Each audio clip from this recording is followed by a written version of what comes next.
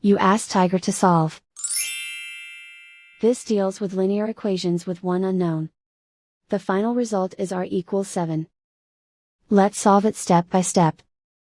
Group all r terms on the left side of the equation. Subtract 2r from both sides. Group like terms. Simplify the arithmetic. Group like terms. Simplify the arithmetic. Group all constants on the right side of the equation. Add 7 to both sides. Simplify the arithmetic.